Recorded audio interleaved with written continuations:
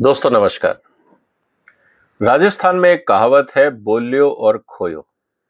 मतलब जब आप कुछ भी बोलते हैं आप बहुत कुछ कम्युनिकेट कर देते हैं। सिर्फ वही नहीं, जिस सब्जेक्ट पे आप बोल रहे हैं आप ये भी बताने का प्रयास करते हैं कि आपकी अपनी पर्सनैलिटी क्या है, आपको वो सब्जेक्ट कितना आता है, आप ऑडियंस से कैसे कनेक्ट करते हैं और आप उस ओवरऑल कॉन्टेक्स्ट को या एनवायरनमेंट को भी समझते हैं या नहीं समझते हैं। इसीलिए इंपॉर्टेंट सवाल ये है कि जब आम आदमी कुछ मिसबिहेवियर करता है तो लोग इतना उसको सीरियसली नहीं लेते, लेकिन जब कोई व्यक्ति संसद में मिसबिहेव करता है तो देश की छवि खराब होती है। इसीलिए पार्लियामेंट में पार्लियामेंट्री लैंग्वेज नाम से एक कॉन्सेप्ट है कि आप वहां कोई भी शब्दों का उच्चारण नहीं कर सकते हैं। इससे पार्लियामेंट की जो एनवायरनमेंट है, जो वहां पे राष्ट्र का प्रतिनिधित्व होता है, उसकी गरिमा को नुकसान नहीं होना चाहिए। इसी तरह से ब्यूरोक्रेसी में भी कहा जाता है कि आपका जो कंडक्ट है that should be dignified. What about जजेस? जजेस का कंडक्ट कैसा होना चाहिए? क्या जजेस जिसको चाहे कुछ भी चाहे बोल दें? क्या उससे जजेस की या जुडिशरी की इमेज इंप्रूव होगी या गिरेगी? ये भी चिंता का कारण है, क्योंकि पिछले कुछ दिनों ऐसी बहुत सारी घटनाएं हुई हैं जिसके कारण सोशल मीडिया में हंगामा हुआ है कि भारत के सुप्रीम कोर्ट के जजेस, हाई कोर्ट के जजेस किस तरह से व्यवहार करते हैं। इस बात को लेकर सुप्रीम कोर्ट में और हाई कोर्ट को लेकर चिंता करनी चाहिए। मुद्दा क्या है, इसको डिटेल में समझेंगे। आगे बढ़ने से पहले आपसे निवेदन है कि आप इस वीडियो को शेयर करें, इस चैनल को सब्सक्राइब करें। दोस्तों, बाबा रामदेव का केस सुप्रीम कोर्ट में सुना जा रहा था और उस केस में जो दो जजेस थे जिन्होंने इस बाबा के केस को सुनने का प्रयास किया और अभी तक वो केस चल रहा है, खत्म नहीं हुआ है, उसको अगर हम ध्यान से देखें तो मुद्दा था फॉल्स क्लेम का और एक एडवर्टाइजमेंट को लेके, जिसको सुप्रीम कोर्ट ने कहा था कि आप इस तरह का एड नहीं करेंगे, आप एक अपॉलॉजी लेटर दें और क्षमा मांगे। बाबा ने उनकी बातों का अक्सर से शायद फॉलो नहीं किया। इसको लेके सुप्रीम कोर्ट के जजेस काफी नाराज थे। दो जजेस जिनकी बेंच में ये पूरा केस चल रहा था, जस्टिस हीमा कोहली और एहसानुद्दीन अमानुल्लाह, ये दोनों जस्टिस इस केस को सुन रहे थे। सुनवाई के समय अमानुल्लाह साहब ने कहा कि we will rip you apart.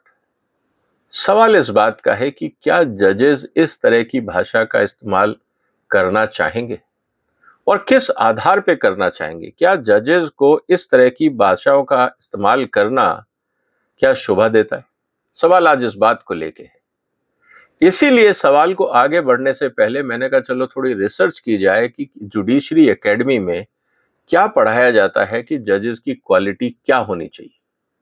तो जब मैं सर्च कर रहा था तो मुझे एक डॉक्यूमेंट मिला जो मैं आपके सामने रखना चाहता हूं। What qualities are most important in a supreme court justice? कि अगर आप सुप्रीम कोर्ट के न्यायाधीश हैं तो आप में क्या क्वालिटीज होनी चाहिए? The quality that I would say for supreme court justice is compassion, empathy, patience, respect for the essential dignity of all persons. चाहे वो अपराधी है, क्रिमिनल है, बलात्कारी है, पॉलिटिशियन है, सीनियर है, जूनियर है, आम आदमी है, नेता है। अल्टीमेटली अगर वो सिटीजन है, इंसान है, तो मिनिमम बेसिक कर्टसी तो एक्सटेंड होनी चाहिए। दूसरा, रेपुटेशन फॉर ऑनेस्टी। उस इंसान की ऑनेस्टी पे किसी को शक नहीं होना चाहिए, उस जज की इंटीग्रिटी पे शक नहीं होना चाहिए, और ये भी क्लियर होना चाहिए कि ये आदमी अनबायस्ड है, मतलब ये फेयर है। ये भी जज की एक क्वालिटी होती है। And he should be strong, वो दबाव में ना आए, क्योंकि बहुत बड़े बड़े वकील उनके सामने अपीयर होते हैं, पॉलिटिशियन अपीयर होते हैं, कोई सिटिंग सीएम अपीयर होगा, कोई सिटिंग मिनिस्टर अपीयर होगा। ये सब लोग जज के सामने आते हैं तो जज के हाथ पैर कांपने नहीं चाहिए, ये भी एक क्वालिटी होनी चाहिए। And then dignified interpersonal skills that command authority. आपके पास अथॉरिटी है, संविधान ने आपको जज बनाया, आपके पास पूरी अथॉरिटी है, तो आपके जो शब्दों का चयन है वो आपकी मर्यादा के अनुसार होना चाहिए। सोशल मीडिया में चर्चा इस बात की है और बहुत सारे रिटायर्ड जजेस ने, इवन चीफ जस्टिस ने कहा है कि ये जो लैंग्वेज का इस्तेमाल किया गया है, रिप यू अपार्ट, ये डिग्निफाइड नहीं है, ये जजेस की भाषा नहीं हो सकती।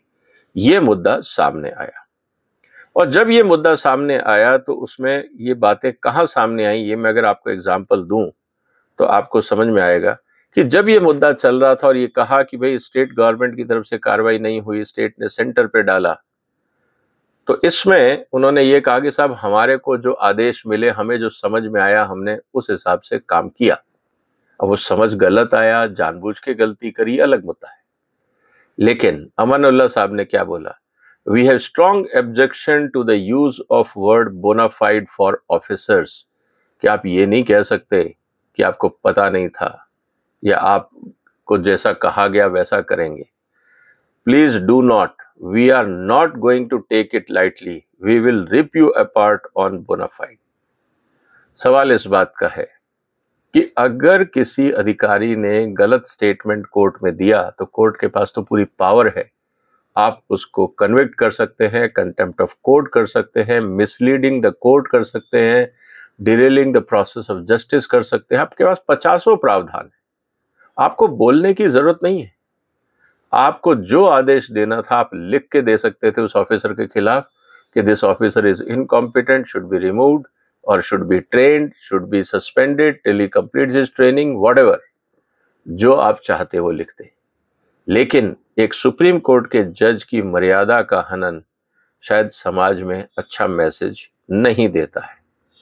जजेस को पूरा अधिकार है देश के हित में, संविधान के हित में जो उचित है उस पर कार्रवाई करें, लेकिन कहने की जगह, अब आपने एक पूरा प्रकरण पहले भी देखा होगा नुपुर शर्मा वाला, जिसमें यह कहा गया था कि आपके कारण पूरे देश में दंगे हो रहे। इसको लेके समाज में बहुत हंगामा हुआ था कि जजेस ऐसा कैसे कह सकते हैं। अब ये दूसरा केस बड़ी जल्दी हो गया, इसको लेके सोशल मीडिया काफी उद्वेलित है। अब सवाल इस बात का है कि क्या जब जजेस का सिलेक्शन होता है कोलेजियम के द्वारा, तो क्या ये मानदंड देखे जाते हैं कि जजेस अपने आप को कंडक्ट कर पाएगा? क्योंकि सवाल इस बात का है कि इस तरह की भाषा का इस्तेमाल तो तब होता है जब वो जजेस के सबकॉन्शियस लेवल पे हो। अगर आपको किसी भी इंसान की उसकी फितरत जाननी हो, उसके सोचने का तरीका जानना हो, आप उसको थोड़ा सा एजिटेट कर दो।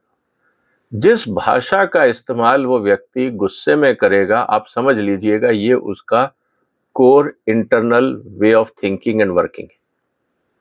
आप उसको एजिटेट कर दीजिए और फिर जिस भाषा का, जिन गालियों का वो इस्तेमाल करेगा, आपको पता लग जाएगा कि इसकी अंदर की इंटरनल सोच क्या है। क्योंकि सब कॉन्शियस लेवल पे आदमी झूठ नहीं बोलता, कॉन्शियस होकर आदमी झूठ बोल सकता है, लेकिन अगर आप सब कॉन्शियस लेवल पे आदमी को ट्राई करते हैं, वो झूठ नहीं बोलेगा, उसके अंदर से सच ही निकलेगा। इसीलिए कॉन्शियस और सब कॉन्शियस में अगर गैप होता है तो ऐसे लोग ज्यादा खतरनाक होते हैं, क्योंकि वो कहते कुछ और है, करते कुछ और है, दिखते कुछ और है, सोचते कुछ और है। ऐसे लोग बहुत घातक होते हैं, चाहे वो आपका फ्रेंड सर्कल हो, ऑर्गेनाइजेशन हो, जो भी हो। जहां तक हो सके कॉन्शियस और सबकॉन्शियस लेवल में जो गैप है वो मिनिमम होना चाहिए, तभी आप कह पाएंगे कि इसकी इंटीग्रिटी का लेवल बहुत हाई है। ये ह्यूमन बिहेवियर के इशू हैं। जजेस भी ह्यूमन हैं, वो भी नौकरी कर रहे हैं, क्योंकि जब उनका टाइम आएगा वो भी रिटायर होंगे और बाद में वो ही काला कोट पहन के वापस कोर्ट में भी आते हैं या आर्बिट्रेशन में जाते हैं। हम में से कोई भगवान नहीं है, गलतियां सबसे हो सकती है। जज बनने से पहले वर्चुअली सारे लोग एडवोकेट्स थे, वो भी उस बिरादरी से निकल के आए हैं जहाँ इस तरह की बातें होती थी। उनको समाज ने एक जिम्मेदारी दी। जजेस are not god gifted, please understand. जजेस भगवान की देन नहीं होते हैं, उनकी जिम्मेवारी दी जाती है, उनको एक रोल प्ले करने का दिया जाता है कि आपके एक्सपीरियंस के हिसाब से, एक्सपर्टाइज के हिसाब से हमें लगता है कि अब आप वकील की जगह आप चाहें तो एक जज का रोल भी प्ले कर सकते हैं कुछ सालों के लिए, और जब आप रिटायर होंगे तो वापस वकील बन जाइए। वकील की कोई उम्र नहीं होती, जजेस की उम्र होती है, याद रखिएगा। इस बात को अगर हम समझेंगे तो मुझे लगता है कि जो लोग बार से बेंच पे और बेंच से बार पे मूव करते हैं वो इस मर्यादा को क्रॉस नहीं करेंगे। ये देश हित में है, प्रोफेशन के हित में है, और सबसे बड़ी बात, ये सोशल मीडिया का जमाना है। मैंने पहले भी कई बार कहा है कि जजेस को इस बात का ध्यान रखना होगा कि आजकल लाइव टेलीकास्ट होता है, एक लूज बॉल, एक लूज शब्द, एक लूज स्टेटमेंट किसी की भी डिग्निटी को खत्म कर सकता है। तो बहुत कॉन्शियस होना पड़ेगा। आपके पर्सनल चॉइसेस और पर्सनल लिमिटेशंस, पर्सनल लाइकिंग और डिसलाइकिंग का आज की दुनिया में कोई मतलब नहीं। वो आपके पर्सनल लाइफ है, आपके पर्सनल घर है, लेकिन समाज में जब आप इंपॉर्टेंट पोजीशन पे हैं तो वो डिग्निटी एक अलग होती है। उसको ही डेकोरम बोला जाता है, उसको ही इंस्टीट्यूशनल डेकोरम बोला जाता है। तो सवाल इस बात का है कि क्या कोई कोड ऑफ कंडक्ट ऐसा है सुप्रीम कोर्ट में जहां पे रिमाइंड कराया जाए कि देखिए जजेस आएंगे और जाएंगे, कोई भी भगवान नहीं है, सब इंसान है, सब में कोई ना कोई कमियां होंगी।